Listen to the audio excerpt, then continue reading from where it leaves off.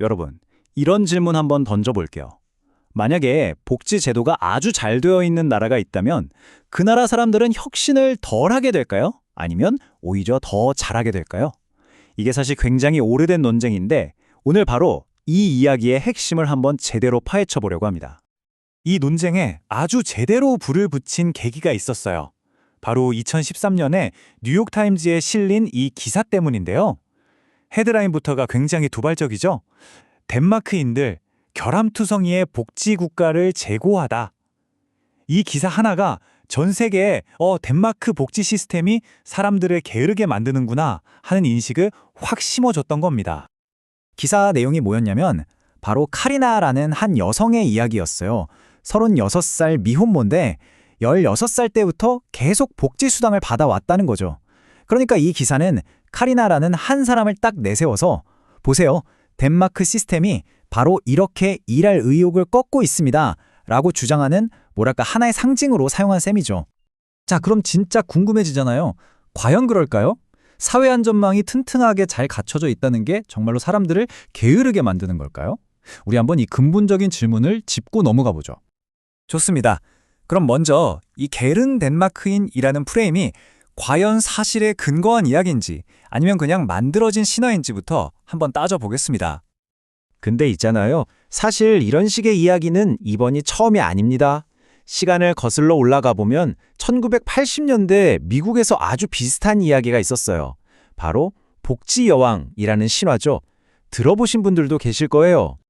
자, 이 복지 여왕이랑 게으른 덴마크인 이야기를 나란히 놓고 한번 보세요. 정말 놀라울 정도로 닮아 있지 않나요? 둘 다 어떤 한 개인의 극단적인 사례를 끄집어내서 그걸 가지고 복지제도 전체가 문제가 있는 것처럼 보이게 만드는 아주 전형적인 방식인 거죠. 하지만 말이죠. 이런 자극적인 이야기들 말고요. 실제 데이터를 한번 들여다보면 어떨까요? 데이터는 완전히 다른 이야기를 하고 있습니다. 자, 이제부터가 진짜 중요한 부분이에요. 예를 들어서 아동 빈곤율 데이터만 한번 볼까요? 덴마크는 6.5% 수준인데 미국은 무려 23.1%에 달해요. 차이가 어마어마하죠? 이게 과연 복지 시스템이 실패했다는 증거일까요? 글쎄요. 오히려 그 반대를 보여주는 것 같지 않나요? 그렇다면 이 엄청난 차이는 대체 어디서 오는 걸까요? 이제부터는 단순히 덴마크라는 한 나라의 이야기가 아니라 좀 더 큰 그림을 봐야 합니다. 바로 두 가지 자본주의 모델의 대결 구도로 말이죠. 이 개념을 아주 재밌게 설명한 경제학자가 있어요. 바로 데런 에스모글로인데요. 이분이 자본주의를 딱 두 가지로 나눴습니다. 하나는 경쟁이 아주 치열한 미국식 살벌한 자본주의. 그리고 다른 하나는 평등과 안전망을 중시하는 북유럽식 포근한 자본주의. 이름부터 확 와닿죠? 그럼 이 살벌한 자본주의를 옹호하는 쪽의 주장은 뭘까요? 아주 간단합니다.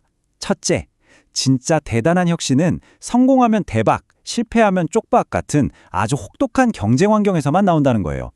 둘째, 바로 그렇기 때문에 미국 같은 나라가 세계 기술 발전을 이끌고 있다는 거고요.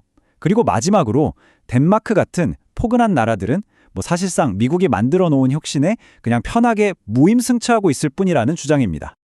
와, 이거 꽤나 도발적인 주장이죠? 이 말이 사실이라면 북유럽 국가들은 혁신의 선두주자가 아니라 그냥 똑똑한 모방꾼이라는 얘기가 되거든요.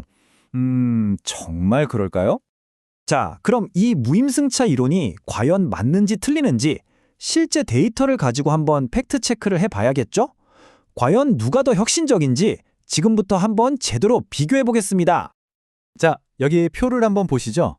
미국이랑 북유럽 대표 국가들 스웨덴, 덴마크, 핀란드를 여러 가지 혁신 지표로 비교한 자료입니다.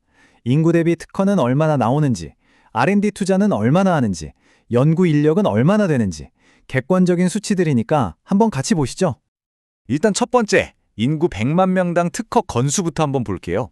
와, 이거 보세요. 스웨덴이 88.3건으로 48.7건인 미국을 거의 2배 가까이 앞서고 있습니다. 무임승차라는 말이 무색해지는 수치죠. 그럼 혁신에 꼭 필요한 연구 인력은 어떨까요? 노동자 1000명당 연구자 수를 보니까 이번엔 핀란드가 16.2명으로 9.5명인 미국을 아주 크게 앞서고 있네요. 자, 이쯤 되면 결론이 아주 명확해지죠. 데이터는 분명히 보여주고 있습니다. 북유럽 국가들은 절대 무임승차자가 아니라는 걸요. 오히려 그들 스스로가 엄청난 혁신 강국인 겁니다. 그럼 이제 진짜 질문은 이거죠. 아니, 어떻게 그럴 수 있었을까요? 어떻게 포근한 복지국가가 이렇게 혁신적일 수 있었을까요? 그 비밀의 재료가 뭔지 지금부터 한번 알아보겠습니다. 놀랍게도 그 비밀은 바로 그 포근한 복지 시스템 안에 숨어 있었습니다. 한번 생각해 보세요. 첫째, 누구나 좋은 공교육을 받을 수 있으니까 더 많은 사람들이 혁신적인 인재로 성장할 기회를 얻게 되죠. 둘째, 이게 정말 중요한데 혹시나 창업했다가 망해도 굶어 죽지 않는다는 튼튼한 안전망이 있으니까 사람들이 훨씬 더 과감하게 도전할 수 있는 거예요. 그리고 마지막으로 이런 유연한 시스템 덕분에 기업은 사람을 뽑기 쉽고 사람들은 직장을 옮기기 쉬워서 노동시장 전체가 아주 역동적으로 돌아가게 됩니다. 그러니까 사회 안전망을 바라보는 시각을 완전히 바꿔야 하는 겁니다. 이건 사람들을 늘어지게 만드는 편안한 해먹이 아니에요. 오히려 더 높이, 더 멀리 뛸 수 있도록 도와주는 든든한 트램펄린인 거죠. 자, 오늘 이야기를 마무리하면서 마지막으로 여러분께 이 질문을 던지고 싶습니다. 어쩌면 혁신을 이끌어내는 가장 강력한 동기부여는 성공했을 때 주어지는 엄청난 보상이 아니라 실패해도 괜찮다는 든든한 안전망이 아닐까요? 이 질문에 대해 한 번쯤 생각해 보시는 건 어떨까요?